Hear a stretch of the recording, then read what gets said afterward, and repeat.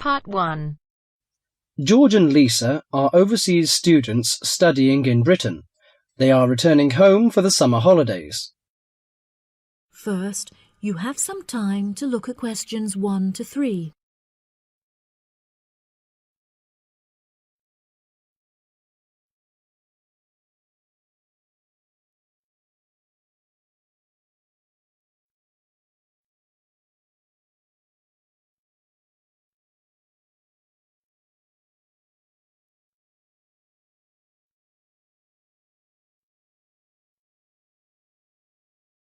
That'll be $23.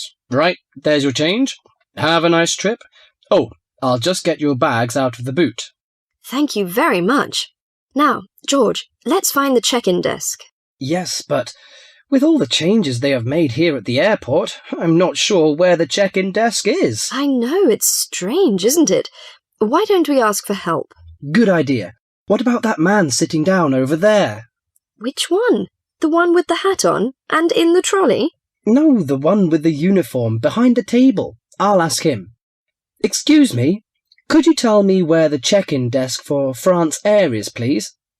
Oh, let me think. The best way to get there would be to turn left at the end there, where the cafe is, and then go straight ahead until you're opposite the departure gates entrance. Oh, no. Sorry. It might be quicker to turn right as soon as you get past the cafe, and keep going along the corridor until you come to the sliding doors at the end. On the left. Yes, that's it. All the check-in counters are in a hall there. I'm pretty sure France Air is directly to your left as you walk in the hall. Thanks a lot. So, it's the left past the cafe and then right opposite... The bookshop. You can't miss it. Come on then, Lisa. We don't want to be late, and I want some time to get a cup of coffee and look around the bookshop. Okay, George, but I want to go to the restroom first. I'll meet you at the check-in desk.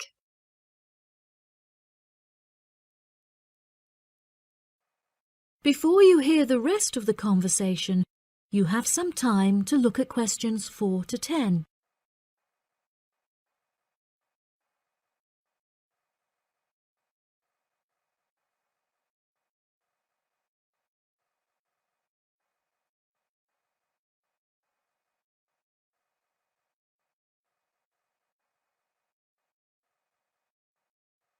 Now listen and answer questions 4 to 10. Good morning. Can I help you?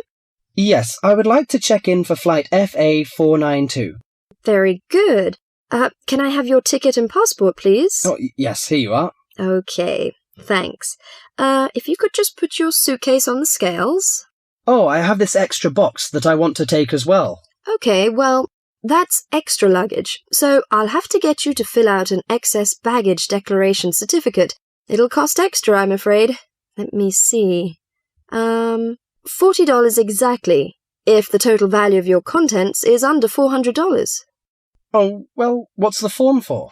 It's just a form you have to fill out so that if there are any problems, we'll know where you are and how to contact you. So, if you can give me a few details, I'll key in the information. Okay then, your passport says your name is Lavier. Is that right? Yes, George Lavier. George, Lavillliers.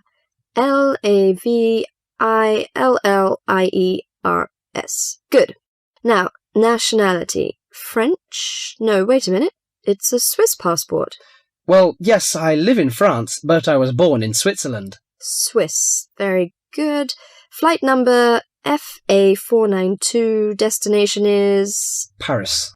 Are you connecting with any other flight in Paris, or will you be staying there? I'm spending my vacation in Paris. Well, Sèvres, just outside Paris. Okay. So what's the phone number there? Let me think. The country code for France is 33, and the number is 198614537. Right, so that's 331-9861-4537. Yes, that's it. And can you tell me briefly what you have in the box? Well, there are some books, just university textbooks from last semester, some clothes, and, my computer disks. Okay, thank you. And what would be the approximate value of the contents? Quite a bit, actually. About $150. That's all. There's your receipt for the box, your passport and ticket, and here is your boarding pass. Gate 7. You can board the plane in about 35 minutes. Have a nice flight. That is the end of part 1. You now have half a minute to check your answers.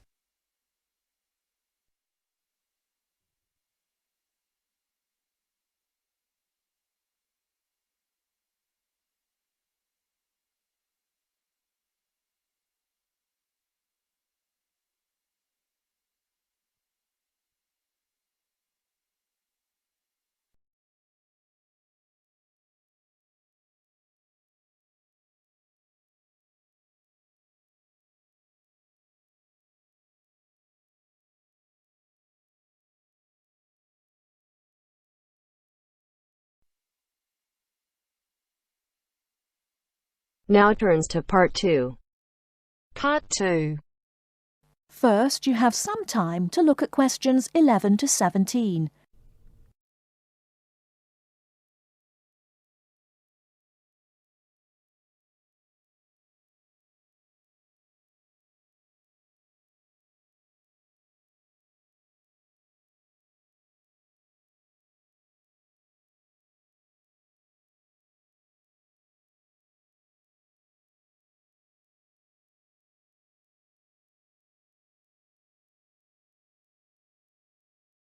Now, listen carefully and answer questions 11 to 17. Hello, and thanks everyone for coming here today. I know it's always a bit stressful going for a job interview, but it's best to be prepared. For any of you who may not know me, my name is Fiona Ogilvie, and my job is to offer guidance and support for students with special needs. Now, you wouldn't be here today if you weren't interested in finding a job in the holidays. So let's get down to it and see what things you need to be looking out for. Most of you, I hope, will be applying for jobs with the companies that have been recommended by the university. The reason for this is that we here at the university already know these companies and have established good working relationships with them. I've also been to visit all of them and checked out the facilities they have to offer. You really need to make informed choices when you're looking for a job and make sure you know before you even get to the interview stage that your needs will be met. But I know that some of you are applying for jobs independently and have looked at companies outside the university recommended list. So for you, it's best to plan ahead and be aware of what it is you may need while you're working. Things that you need to check when you go for an interview are there enough toilet facilities and are these easily accessible? Also, you want to check that all the public areas inside the building are barrier-free, so you can get direct access to these public spaces whenever you need to. And ask about ramps into the building, so you know how many there are and where they are located. These kinds of things are so much more difficult to sort out when you've started work, as they take time. But ramps are an absolute must, so please make sure you know where they are. Another thing you must make sure of is that the lifts have the correct lowered control panels. Ask if all the lifts have this facility or if it's only certain ones. Now, something I think that is often overlooked is working hours. What you want to make sure of is that you get flexi time. This basically means that your working hours are flexible and you can clock on and clock off in times that suit you. Within reason, of course. Most companies do recognise that it takes much longer for someone in a wheelchair to get on and off buses and trains. Public transport can take that much longer, so you need to be organised and prepared. And for those of you lucky enough to own a car, check how many disability parking spaces are available. Remember that it's your right to have a disabled parking space. These also need to be near enough to a wheelchair-accessible entrance or ramp. OK, are there any questions before we move on? Before you hear the rest of the talk, you have some time to look at questions 18 to 20.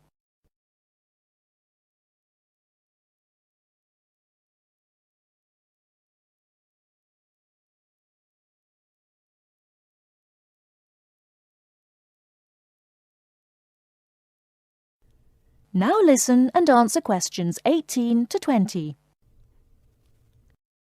Right, let's move on then. Now I want to talk you through the series of visits to companies which we've got planned for next week. On Monday morning, we will be visiting the Lowland Hotel. They have various summer jobs available, working as a receptionist or conference organiser in their busy conference centre, organising and setting up conferences. You need to be prepared for working in an office environment and spending quite a bit of time talking on the telephone. The bus leaves for the hotel at 9 a.m, so make sure you leave yourself plenty of time to get there. When you arrive at the hotel, please gather in the reception area and wait for someone to take you to your first session, which will be a talk. The talk at the hotel will begin at 10 a.m, and then there will be a short tour of the hotel. There will be a light lunch provided, which is usually salads and sandwiches. The next place we'll be visiting will be on Tuesday afternoon. We'll be going to visit a little local company that makes handmade paper and cards. For those of you studying art, this may be just what you're looking for. We'll be taken on a tour of the company which lasts 3 hours. The tour will start at 3:30 p.m, and after that you'll have a chance to meet some of the staff. Tea and coffee will also be provided. We have no trips planned for Wednesday, but on Thursday morning we'll be going to Tobago Travel Agency. This is a very popular choice amongst our students because you can get student discounts on holidays. We've booked a coach for this, and it'll leave from outside the refectory at 8 a.m. You'll need to bring a packed lunch for this, so please don't forget. There is a little canteen where you can buy hot and cold food, but this is closed on Thursdays. Friday, we'll be having representatives from all the companies visiting us, so you will have a chance to ask any questions, and of course, put your name down on the list if you're interested in working for them over the summer. This event will take place in the main hall next to the library, and it'll run from 10:30 until 4. I really hope you make the most of this excellent opportunity to not only earn yourself some extra money, but also to gain experience of what it's like to work. And if you'd like to find out more, then please ask some of the students who worked last year. They're all wearing green badges and will be happy to speak to you afterwards. That is the end of part 2. You now have half a minute to check your answers.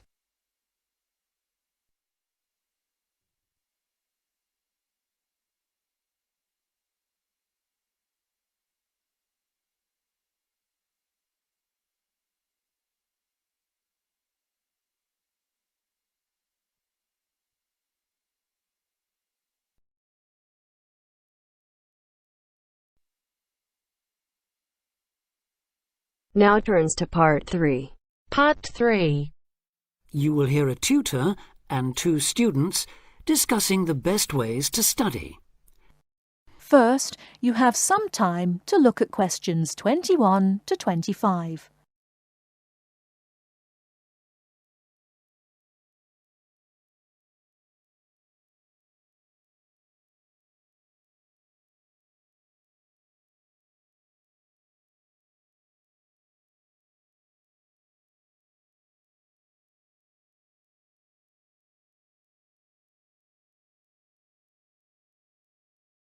Now listen carefully and answer questions 21 to 25.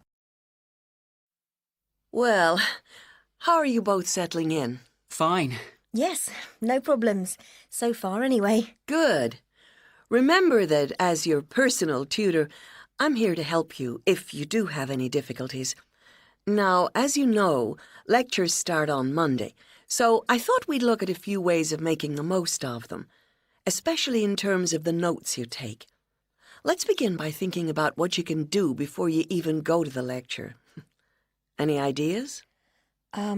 Make sure you're up to date with all the background reading, so you know plenty about the subject already. Yes, that's essential. The lecturer will assume you have that knowledge. Anything else, Carlos? Well, check what the topic's going to be. Of the lecture, that is. I'd go a bit further than that and consider what the content may be. Then you could ask yourself some questions that you want answering, and listen out for the relevant information during the lecture. Okay. Now that brings us to the lecture itself and the actual business of writing notes. But there's a lot to deal with there, so we'll come back to that later. What I'd like to do for the moment is continue with the process of note-taking and move on to the next stage. Any suggestions for what that might be? When the lecture is over, you mean? Yes, once you're able to sit down somewhere quiet with your notes. Read them? More than that, you need to make sure they'll still make sense to you weeks, months later. Edit them? Yes, that's what's needed. It's well worth spending a few minutes on it. Any missing words, anything difficult to read, things you didn't have time to jot down, now is the time to do so, while everything's still fresh in your mind. Right. And after that, when's the best time to revise them? When do you think, Carlos? I'd say just before the next lecture, in the same subject. Precisely. That's a vital time to look at them again, for obvious reasons. But it's definitely not the only time. When should you revise them again? A month later, maybe? Sooner, and much more often than that. I'd recommend you look at them again once a week. That's why it's so important they're complete and easy to follow.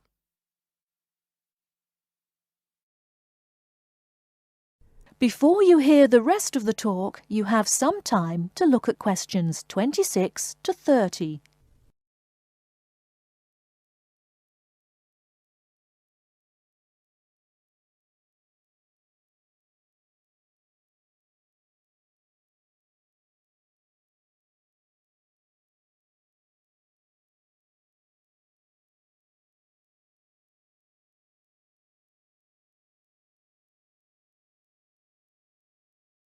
Now listen and answer questions 26 to 30. Right. Let's go back to note-taking and begin with the basics before the lecture has even started. What should you do when you walk into the room? Get a good seat, at the front if you can, where you can hear clearly and avoid distractions. Yes, though obviously others will have had the same idea, so it's as well to get there a bit early. So, when the lecture's underway and you're busy jotting things down, what should you try to ensure? That you're getting all the main points. And what if you don't catch something you know must be important? I'd leave a space. Then I could check it later. Perhaps by asking a question at the end and fill it in afterwards. That's an excellent way to deal with it, yes. And there's something else I'd like to mention here. Talking about going through notes afterwards, it's absolutely vital that what you write is legible for one very good reason. It saves time. You'll waste many hours during the course if your revision is held up because you can't read what you've written. Okay. What else can we do to make listening and note-taking more efficient? Well, I always listen out for signpost words. Sorry, what are they? They're the ones lecturers use to say where they're going. A bit like a signpost at a road junction, I suppose. Things like, the first reason is, however, to sum up, and so on. Yes, they can tell you when something important is coming. And help you organize your notes, too. Is there anything else you can add, Carlos? There's something I think's very useful, but it's later, after the lecture is finished. Yeah, that's fine. Go on. Well, what I do is go through what I've written down, summing up the main points in a few words in the margin, on the left-hand side of the page. I try to use words that'll jog my memory, so that I can remember what everything's about when I look at them again. Yes, That can work very well. What some people do to review their notes is cover up their full notes from the lecture, maybe with a piece of paper or a card, and concentrate just on what they've put in the margin, trying to recall the details. Then they move the cover down a little and check whether they were right. Or you could put your main points on another piece of paper and clip them together. Instead of covering and uncovering, you just hold a page in each hand. Sure. It's down to personal preference, really. Everyone has their own learning style. That is the end of part 3. You now have half a minute to check your answers.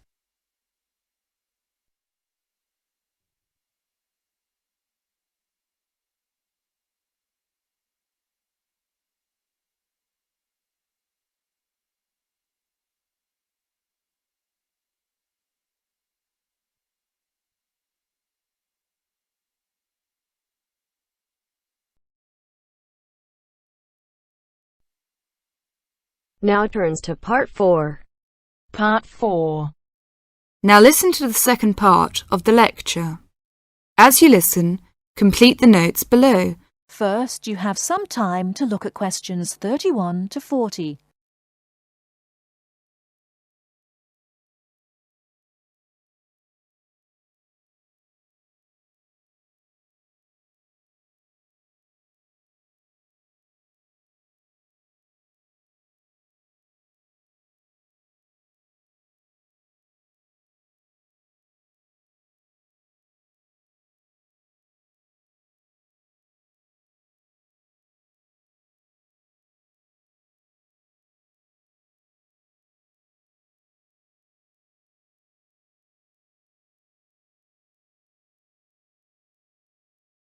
Now listen carefully and answer questions 31 to 40. Now let's turn to shopping, which may interest you more. In general, shops open at 9 o'clock in the morning and close at 5:30 in the afternoon. In country towns and quieter suburbs, smaller shops close for an hour at lunchtime, and once a week there tends to be an early closing day when most shops shut during the afternoon. Many cities have a late night once a week when shops stay open until approximately 8 o'clock in the evening. You should ensure that anything you bring into the country, such as travelling irons, heated rollers, hairdryers and electric shavers, can be used on the standard British voltage, which is 240 volts, 58Z. Many hotels will, on request, be able to supply adapters for electric shavers. When you travel, you may want to send postcards home. Stamps can be bought at post offices throughout Britain. They are open from 9 o'clock to 5:30 Monday to Friday, and until 12:30 on Saturday. Stamps can also be bought at postal centre stamp dispensers, at large stores and major tourist attractions. For posting letters, you don't have to go far before finding a red painted letterbox. Alternatively, use the letterboxes at post offices. You may ask how much to tip in hotels and how much it is for a taxi. There are no fixed rules on tariffs about this, and the following is intended only as a guide to customary practice. Most hotel bills include a service charge, usually 10 to 12%, but in some larger hotels, 15%. Where a service charge is not included, it is customary to divide 10 to 15% of the bill among the staff who have given good service. In restaurants, if a service charge is not included in the bill, then 10 to 15% is usually left for the waiter. For porters, we usually give 30p to 50p per suitcase. For taxis, 10 to 15% of the fare. Hairdressers, £2 according to how much work they have done, plus 50p to the assistant who washed your hair. If you drive in Britain, you should remember to drive on the left and overtake on the right. The wearing of seatbelts is compulsory for the driver and front seat passengers. Now let's talk about full details of Britain's road regulations.